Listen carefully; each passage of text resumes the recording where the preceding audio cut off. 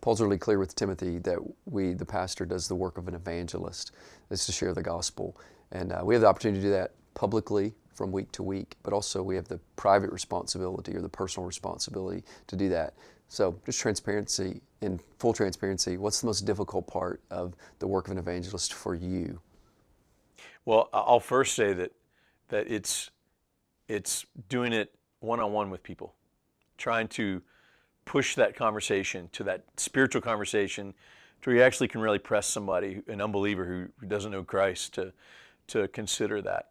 I find that most difficult. As a pastor, we can kind of hide from our public ministry, or hide from it in our public ministry. So we can preach the gospel boldly in a sermon. I've preached a ton of funerals of people that I don't know that are unbelievers there. There's challenges in that, but we're expected to proclaim the gospel.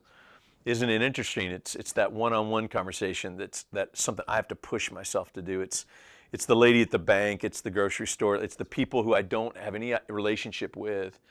That's harder. It's easier to engage gospel conversation with people I know, and even if they're unbelievers, and but I also know I need to look for those opportunities. I need to be bold, and certainly if I'm expecting people in our church to do it, that I need to be modeling that. So I have to acknowledge that. That's the thing that takes the most effort for me. What about you? What's the most difficult for you in regard to the work of the evangelist?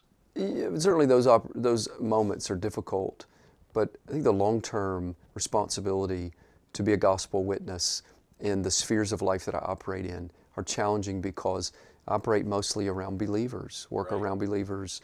A big aspect of the ministry is drawing me around believers, which is a significant part of the work for sure.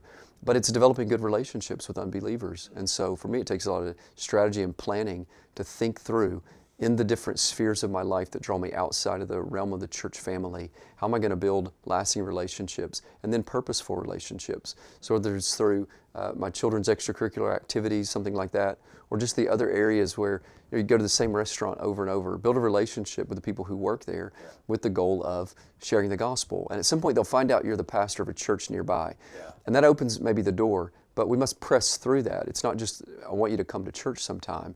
It is, I want you to meet Christ. And so being able to share the gospel. That's a great statement, because we do have when people find out we're a pastor, that does open up a spiritual conversation possibly that just somebody who's not a pastor wouldn't have the opportunity to do. But I definitely can relate to what you're saying in that you still have to push it there. Like that, we can get satisfied with, we got to at least talk about church with them, but no, I mean, they didn't hear any kind of truth about what they need. And I think that's the part that I find, and it's funny, even when they probably would expect a pastor to push about those kinds of things. So I also want to say that I think one of the reasons we wanted to give a whole week to this is, one, it's a clear command from Paul to Timothy, but that I think there's all kinds of facets of how we can do the work of an evangelist, despite the fact that what you said, that we're around believers most of the time. And I think that's the one thing I would challenge pastors the most to think about, is there's tons of ways to do the work of an evangelist, specifically as a pastor, while you're shepherding a congregation. There's children sitting there that are unconverted listening to your sermons. There's unbelievers that come in. You probably have church members that aren't converted. I mean, I had that in that time. So do the work of an evangelist, I think, applies not just outside the church, as we've been talking. There's also work to be done inside the church. Have you found that to be true? Absolutely. There are unbelievers that are part of the church community. They're not technically part of the church family, but that community that need to hear the gospel as well.